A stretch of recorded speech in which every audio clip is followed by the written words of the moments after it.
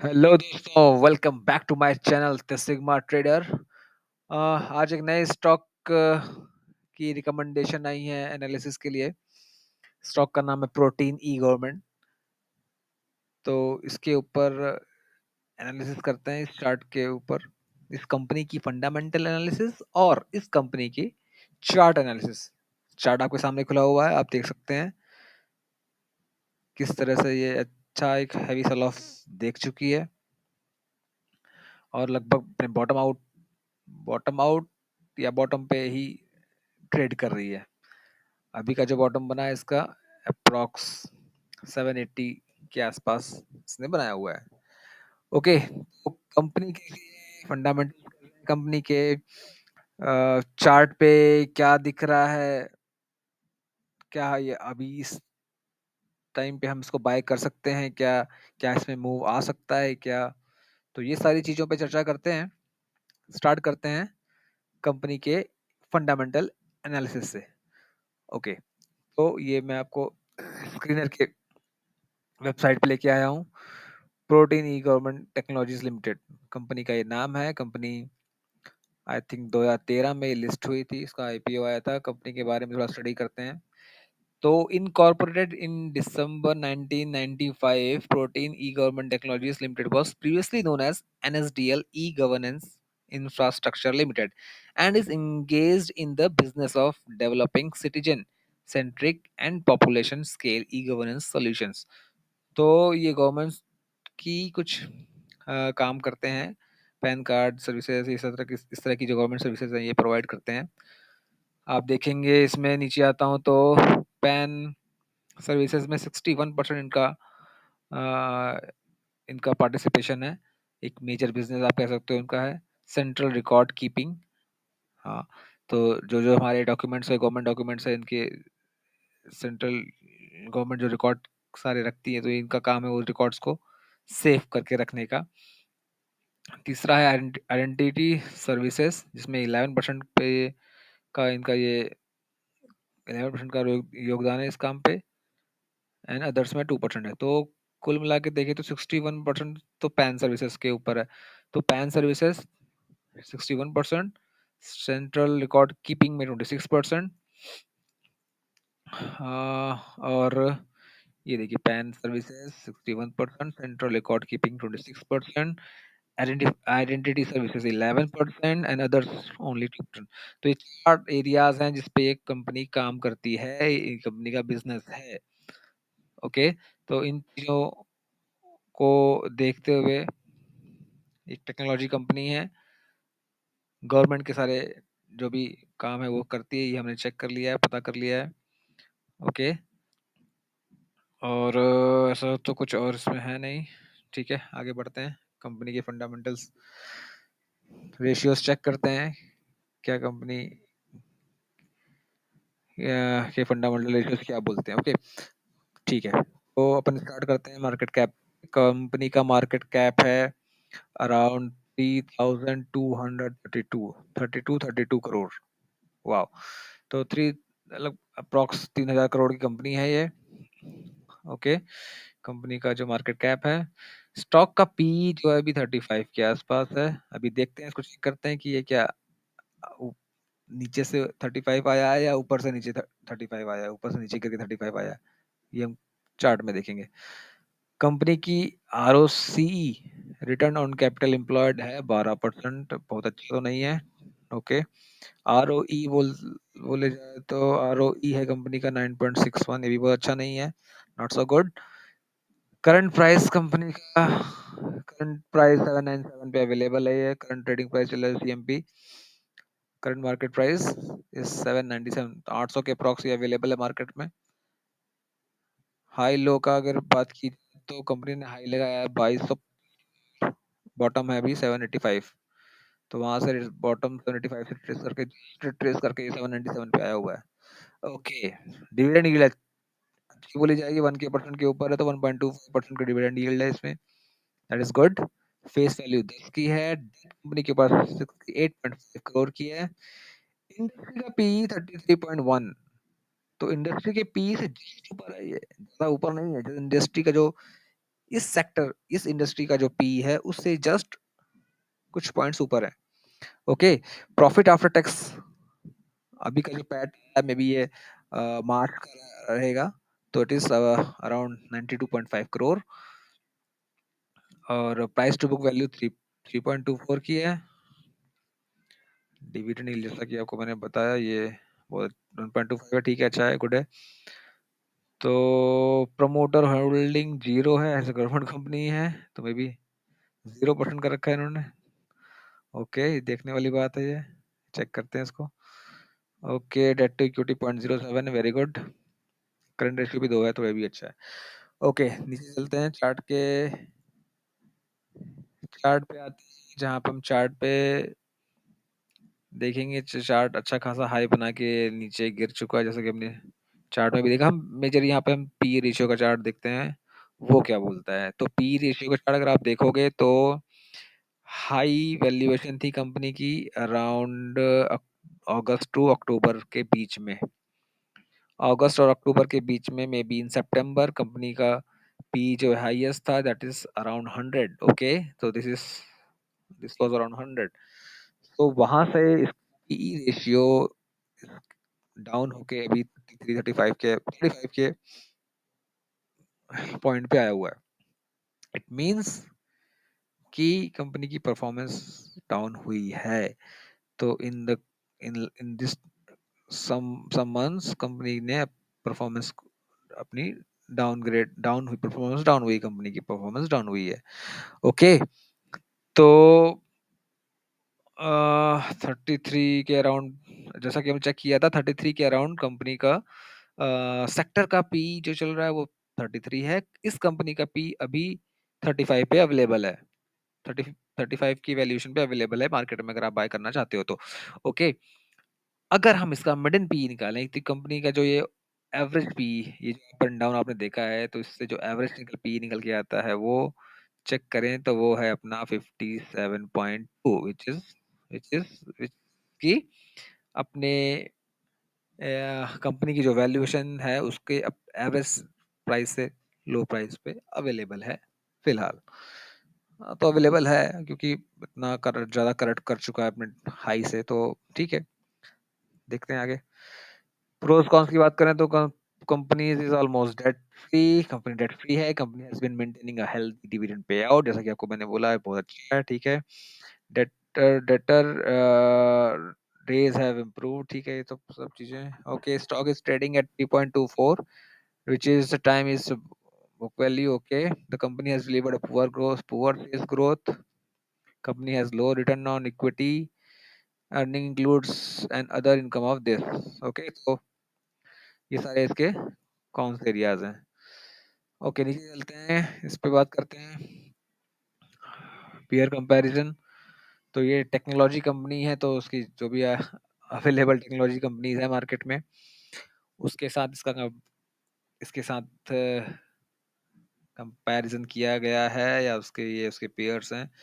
तो L&T technology है, Tata technologies भी है, एफएल इंडिया, FL3i, साइंड भी है यहाँ पे, नेटवेब टेक्नोलॉजीज भी है यहाँ पे। ओके, तो कंपनी जैसे कि इनका काम टेक्नोलॉजी कंपनी है, टेक्नोलॉजी कंपनी के एरियाज बहुत ज़्यादा बड़े होते हैं। ये कंपनी जिस एरिया में काम करती है वो एरिया आई थिंक किसी और कंपनी के पास नहीं होगा।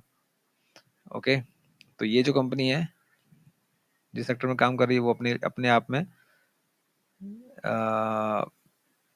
आप में ऐसा सेक्टर है जिसमें यही कंपनी काम कर रही है, तो इस तरह की इसमें कोई इशू नहीं है। तो अगर मैं देखूं तो C197 का इसका CMP है, P35 पे है अवेलेबल, ये सब मैंने चेक किया है वैसे भी।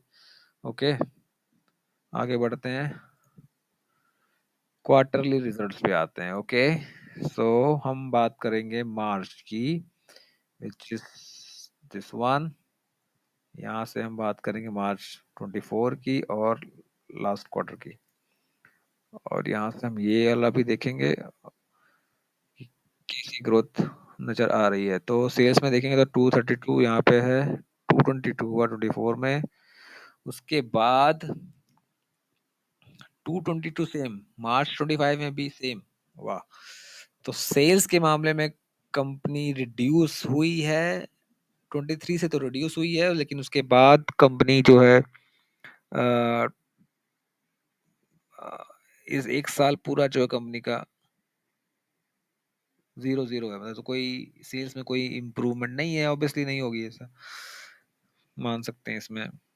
बहुत ज़्यादा उम्मीद नहीं है इस कंपनी से कि वो बहुत ज़्यादा ग्रोथ होगी। अभी जो पैन कार्ड लोग कितने बनाएँगे? जो नए लोग हैं वही बनाएँगे। ऑपरेटिंग प्रॉफिट की बात करें, ऑपरेटिंग प्रॉफिट मार्जिन की बात करते हैं, विच इज़ 15% यहाँ पे है, 10% यहाँ पे है और ये भी रिड्यूस हो गया है। तो ऑपरेटिंग मार्जिन भी इनका रिड्यूस हुआ है, इसलिए 15 से 10 पे आया, 10 से 8 पे आ गया। ओके, तो फिर नेट प्रॉफिट में ऐसा क्या इम्पैक्ट पड़ा देखते हैं। 32 से 19 पे आ गया, वाओ! एंड देन 19 से आ गया आपका 20 पे। तो एक 1 करोड़ का, 1 करोड़ ना, हाँ, 1 करोड़ का, 1 करोड़ का लास्ट ईयर से इनका प्रॉफिट अप है। और अगर मैं ईयर ऑन ईयर देखूं तो, और अगर मैं देखूं क्वार्टर ऑन क्वार्टर, तो ये रिड्यूस्ड है। 23 करोड़ था दिसंबर 24 क्वार्टर में, और मार्च में ये आया है 20, तो वहां से तो ये रिड्यूस्ड है। तो सेल्स हालांकि बढ़ी है यहाँ पे, लेकिन जो है कि सेल्स बढ़ी है, लेकिन इसमें अपना सेल्स बढ़ी है, लेकिन ओपीएम मार्जिन जो है और सेम ही रखे हैं। ओके, तो हम एक बार पैटर्न देखते हैं अब, क्या शेयर होल्डिंग पैटर्न चेक करते हैं एक बार इनका। तो यहाँ पे हम देखते हैं एफआईआईज ने क्या किया है। ओके, तो इसमें सारी होल्डिंग एफआईआईज की है, डीआईआईज की है और पब्लिक की है। ओके, तो एफआईआईज ने इन्होंने अपना माल इंक्रीज किया है। ओके, तो 10.64% था दिसंबर 23 में, उसके बाद थोड़ा रिड्यूस हुआ और रिड्यूस हुआ और रिड्यूस हुआ। दिसंबर 24 में 9.9% है और मार्च में 10.9% है। That is highest. ओके, तो इन्होंने माल खरीदा है, इट मींस कि इन्होंने माल, एफआईआईज ने माल उठाया है, विदेशी पैसा लगा है इसमें। डीआईएस की बात करें तो डीआईएस के पास 51% की होल्डिंग थी, जो कि रिड्यूस हुई 40 पे, 30 पे, 28 पे, फिर 30 पे और 27.8 पे। तो मतलब डीआईएस ने अपना माल बेच काफी काफी अच्छी क्वांटिटी में। ओके, पब्लिक ने क्या किया, पब्लिक ने 38% होल्डिंग थी पब्लिक की, जो बढ़ के उन्होंने 49 करी, फिर 61 भी गए, 64, 60, अभी 61। ओके, तो पब्लिक के पास तो ऑलमोस्ट सेम ही क्वांटिटी में है, इंक्रीज्ड है अराउंड दिसंबर 2023 से, लेकिन जो स्लाइटली इम्प्रूवमेंट किया है एफआईआईज ने, ऐड किया है, डीआईआईज ने अपना माल छोड़ा है। ओके, तो ये सिनेरियो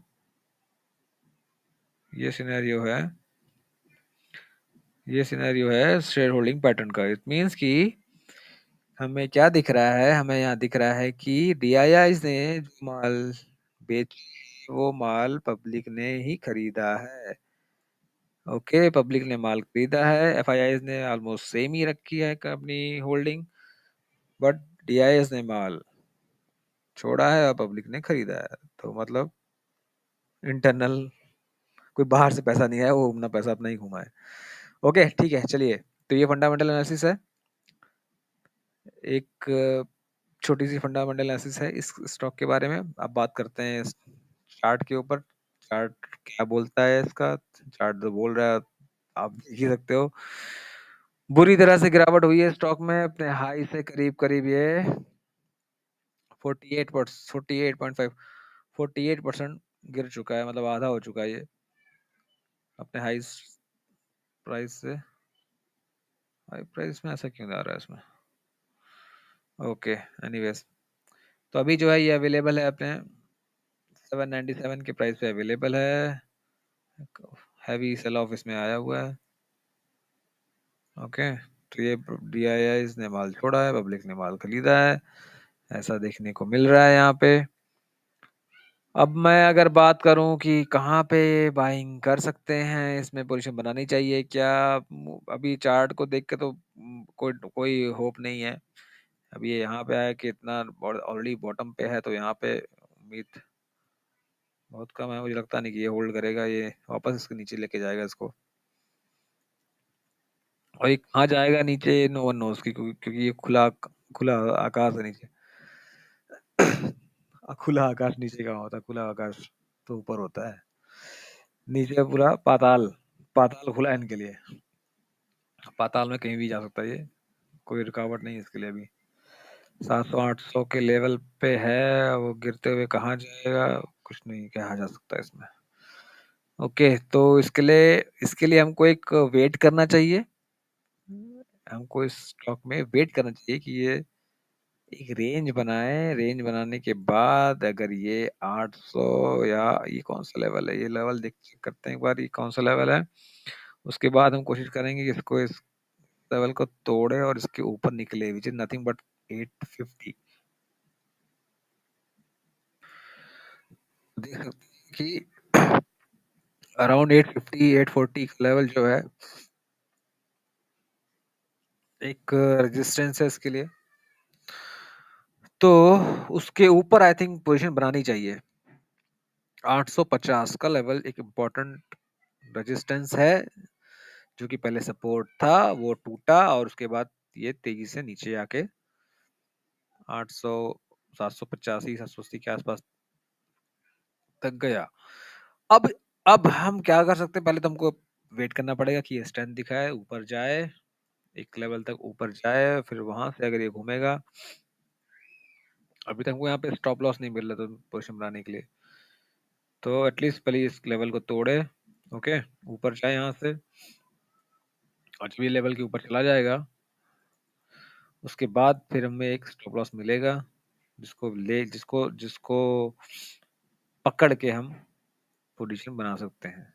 ओके, तो आई थिंक कि इस एरिया में कहीं ये बाइंग बनेगी। इसमें टारगेट ये आपका यहाँ यहाँ तक रहेगा। ओके, जो एक अच्छा टारगेट है इसमें, और इसके बाद अगर यहाँ से निकला तो ये रॉकेट बनने वाला है। इस एरिया को इसने अगर ब्रेकअप किया, विच इज नथिंग बट 1000 का एरिया अगर निकलता है, उसके बाद ये रॉकेट होने वाला है। इसके बाद ये रॉकेट होने वाला है और सीधा यहाँ जाके ये 1300 तक कम हो देगा। तो 1000 के बाद 1300 आपको सीधा देखने को मिलेगा, नॉन स्टॉप। नॉन तो 1000 का जो लेवल है वो बहुत इंपॉर्टेंट लेवल है।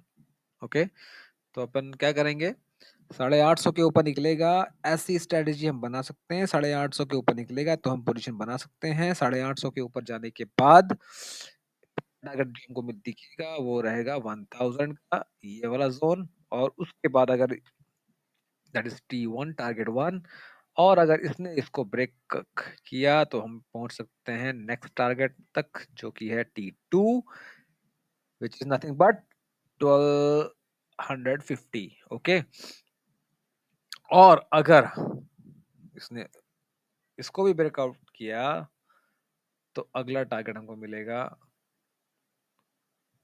1450 के अराउंड। 1450 के अराउंड अगला टारगेट हमको मिलेगा, विच इज T3 टारगेट 3, जो कि आई थिंक ये रहेगा ये वाला एरिया। ठीक है, तो 3 टारगेट यहाँ पे निकल के आ रहे हैं। पोजीशन बनानी है 850 के ऊपर। ओके, पहला टारगेट 1000, दूसरा टारगेट 1250, और तीसरा target 1450।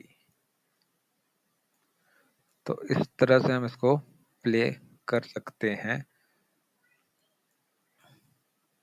T1, T2 and T3। Okay guys, तो इस तरह से हम इसमें काम कर सकते हैं, बट अभी कुछ नहीं करना है। अगर ये नीचे जाने वाला होगा यहाँ से और नीचे चला जाएगा तो कोई पोजीशन बनाने की जल्दी नहीं है, ठीक है। 850 के ऊपर ही हम पोजीशन बनाएंगे इसमें। अगर ये 750 जाना है या 700 जाना है, इसको हो सकता है कि जैसा कि कैंडल बनी है, जो कैंडल इसमें बनी है फिलहाल 2 दिनों में लास्ट, तो मुझे लग रहा है कि ये इसको तोड़ के नीचे जाने वाला है फिलहाल। ये हाँ, ये 700 तक जा सकता है यहाँ तक, फिर 700 से में भी एक रेंज बनाए, फिर इसको तोड़े, तो सिनेरियो चेंज हो सकता है फिर हम और जल्दी बाय करें। तो दोबारा करेंगे इसकी एनालिसिस, फिर चार्ट की एनालिसिस करेंगे। फंडामेंटल तो हम देख चुके हैं।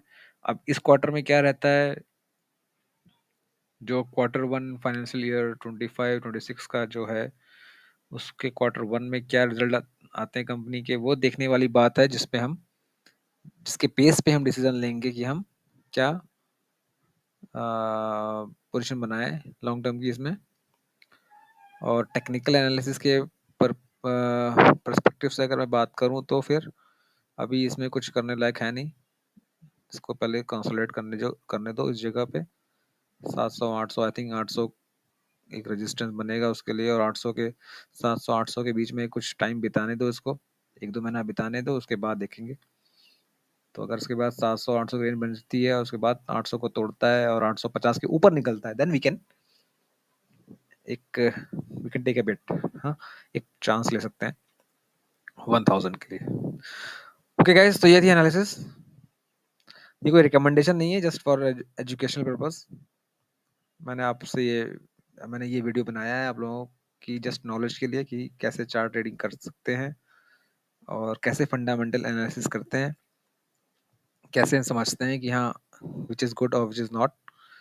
तो उन सारे सिनेरियो से आपको एक पर्सपेक्टिव दिया है कि हाँ, इस तरह से हम पोजीशन चाहो तो क्रिएट कर सकते हैं। ऐसा मेरा व्यू है।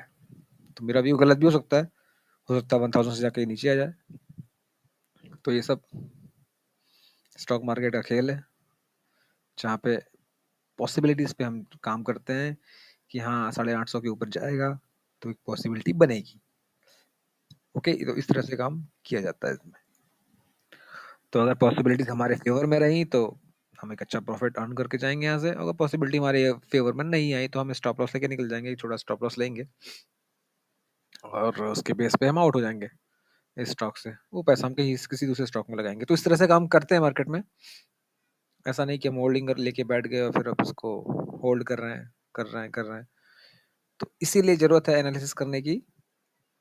तो मैंने आपको अपने इस वीडियो के जरिए आप लोगों को बताने की कोशिश करी है कि कैसे हम एनालिसिस करें और कैसे समझें कि हम को कहाँ पे एंट्री लेनी है और कहाँ पे एग्जिट लेनी है। ठीक है, तो लाइक कीजिए, सब्सक्राइब कीजिए, कमेंट करिए। कमेंट जरूर करिए अगर आपको किसी और स्टॉक की एनालिसिस चाहिए मुझसे, और शेयर करिए अपने दोस्तों से, अपने ग्रुप्स में, जिनको भी जो भी इंटरेस्टेड है स्टॉक मार्केट में काम करने, जो काम करते हैं, जो इन्वेस्टमेंट करते हैं, उनको शेयर करिए। उनके लिए एक नॉलेजेबल वीडियो है, और लाइक करिए। Thank you very much. मिलते हैं किसी नेक्स्ट वीडियो में, तब तक के लिए बाय बाय, टेक केयर।